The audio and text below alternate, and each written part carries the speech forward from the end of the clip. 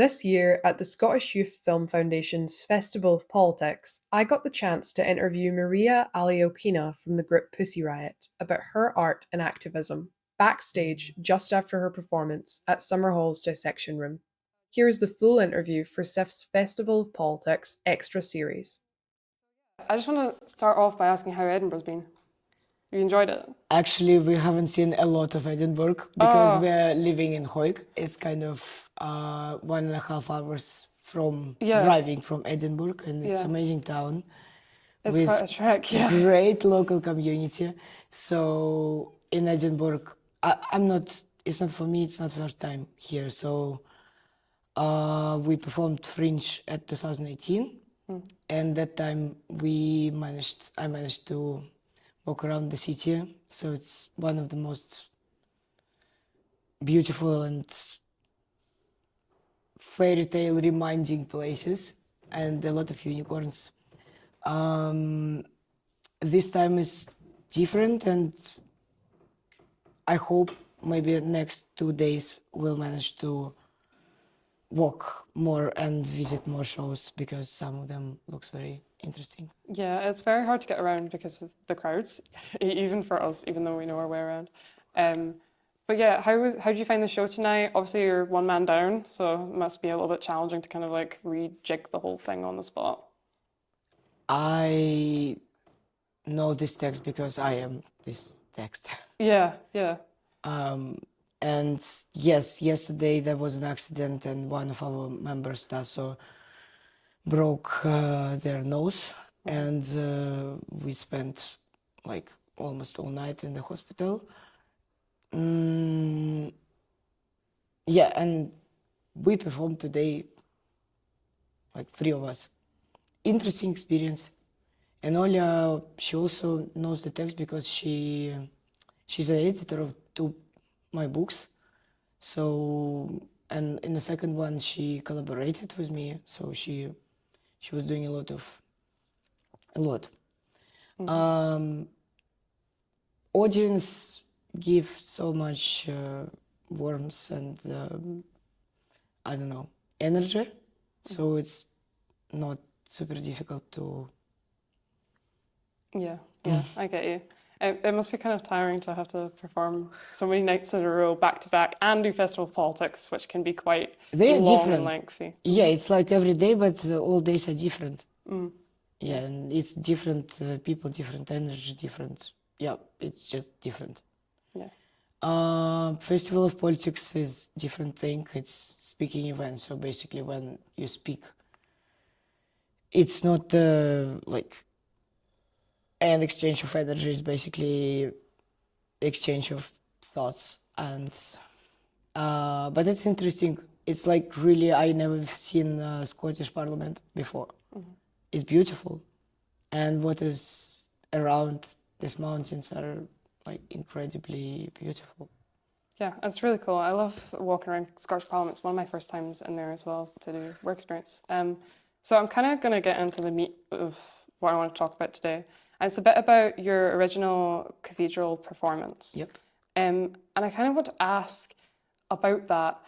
Was the outrage from that, do you feel like that was more related to faith and religion or politics, or even like women kind of taking up a space and being loud and quiet? I guess you don't see a lot of that, really. I've never really heard of it. It's very, very, very not right to kind of separate this, how you call it, topics which you mentioned, because it's very connected. I mean, okay, brief history. Russian Empire was a monarchy, so we had a Tsar, who is like empire, and then 1917 the monarchy been shut down. Bolsheviks, who are like ultra socialists, took the power, created the organ called like ЧК, who provided red terror, repressed during the century almost like 5.5 million people.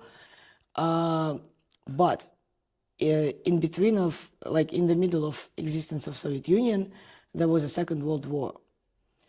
And Stalin, so church was on 30, Stalin basically like ruined the church. By ruined, I mean he shot priests, head priests, bombed monasteries, bombed churches, and for example, like Moscow city where I was born looked completely different in the beginning of 20th century. So in the war, they needed church. They needed people to believe on something, to go to die with a purpose, yeah. So Stalin rebuilt the church as an organ of completely controlled by the state. Russian Orthodox Church, being created by Stalin. Times passed, Soviet Union collapsed. 90s been like 10 years of freedom for our country, and then Putin took the power. Then step by step, he was taking freedoms out, those freedoms which people were like celebrating on 90s. Freedom of press been taken first. Then oligarchs, like people who had influence and money and who tried to build something opposite to this regime, been imprisoned, then ran away from the country. Then, like in 10 years, he decided to use the church. Like, why not? And the Patriarch Kirill, the leader of Russian Orthodox Church, he is an ex-KGB agent. So before elections, they started this like promo campaign, which was quite highly discussed in Russian media, for Vladimir Putin from the church. And particular Cathedral of Christ the Savior been used as a platform because Patriarch was speaking there. And he made crazy statements, like super funny quotes.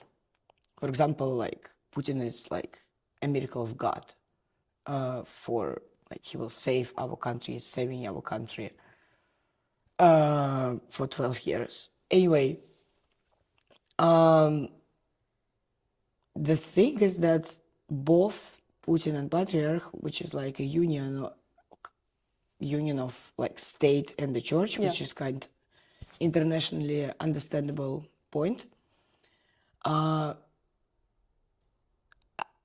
I think in their system of coordinates, place of women is quite like determinated. Yeah. And this is not a political place. This is not an exception. In all the dictatorships, if you will look, doesn't matter in which religion they are based, it's like this. So I think they've been kind of triggered that this is girls group came to their political, let's say, platform place and made a protest there, like desired to make the protest there, because Russian Orthodox Church is not like Scandinavian or even British. Mm-hmm. I had an event in British church, and I asked like how and in what money church here exists, and it's mostly private. Yeah, I think churches here are also a lot more liberal and open to ideas these days. I work in a cathedral myself, and I wanted to kind of talk about that actually, and touch a bit on Navalny. So the question is really what I want to get to is, do you think Putin, obviously neither of us are inside of his head, but do you think he fears politicians like Navalny more Definitely, or yes. less than artists? Because artists can kind of reach a more mainstream audience in a way. Afraid.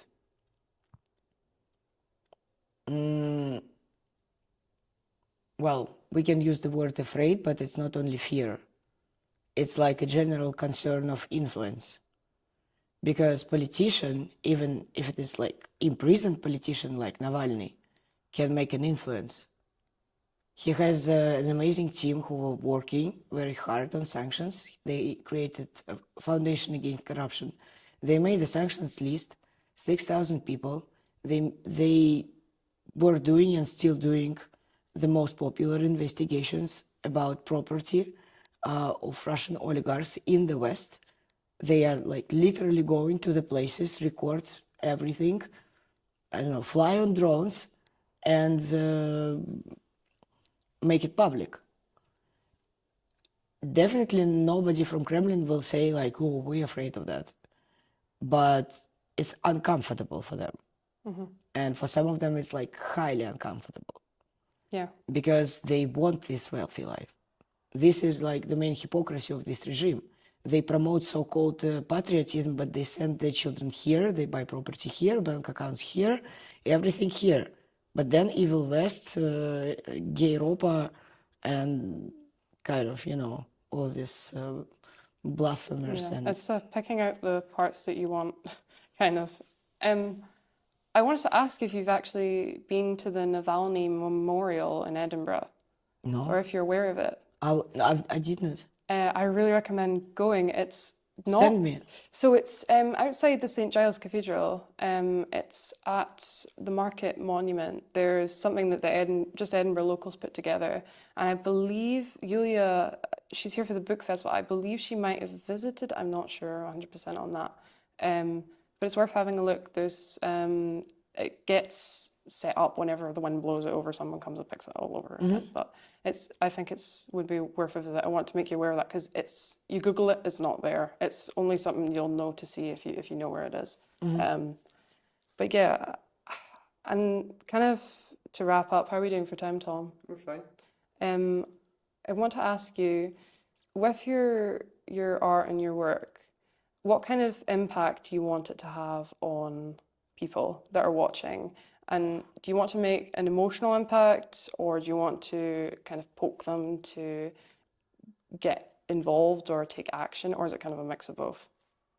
I think mix of both. I think you cannot make an action without emotions. I mean, you first should kind of feel desire for justice and kind of then make an action, or it works like this. I mean, at least in my life. Yeah, and I think as well, I want to ask, over here, we're kind of so separated away from everything. A lot of people feel very insulated. Who? Yeah. By you mean? By me, I mean Scotland, the UK, Western Europe. No, I would further. not say that UK is separated. Really? No. Well, I mean, I think most people don't Because- don't think about it. They feel like it's far away, it's in the papers, and they kind of shut their eyes to it. UK is very helpful for Ukraine. It's one of the bravest examples, even when like Europe is saying, not escalating. America has Trump. UK is sending weapons and kind of saying, you, we are ready to send troops. UK was the only country after Trump became president who said we will send troops if he will not stop. And this is like serious. To say that you are going to send your citizens potentially like to die for a foreign country is like serious, and I respect it a lot. Yeah, I think what I'm kind of getting at is people are aware of Ukraine, but they're not necessarily aware of what people like you were doing in Russia and still are doing or trying to do. I think that It was there's always not like as much this. of an awareness. It was always like this. It was before the full-scale war. It was like this. I mean, now at least Putin is not invited to the, I don't know, different palaces, but to picture a country with the faces of protest artists and dissidents it's a challenge, yeah. And you cannot imagine how many great people you saw. Just several people, like 15 people on the screen. There are more than 1,500 people imprisoned only for like now for protesting against the war and Putin. And before it was more and more, and some of them are not alive. Yeah, but you know, it's a big work to give people an understanding what country is, because Russia is complicated example. Do you feel like complicated represents your relationship with Russia as a country where you're from, especially leaving it? I think that must have been quite difficult, not in the way that it was physically hard to do it, but more so that you're leaving behind a place you've grown up in and you've lived in your whole life and you can't really go back.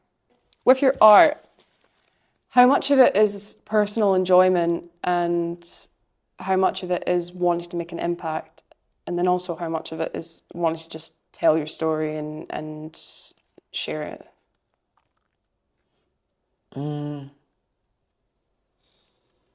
I would not call it enjoyment, but I mean, when you do actions, it's definitely a joy.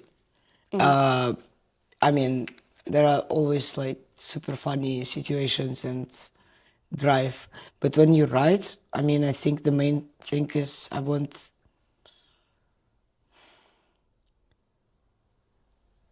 something to stay alive. I mean, and this is the method which you can just use. I mean, one day I will not be alive, and this, what is inside the books will be for people who will read. Yeah.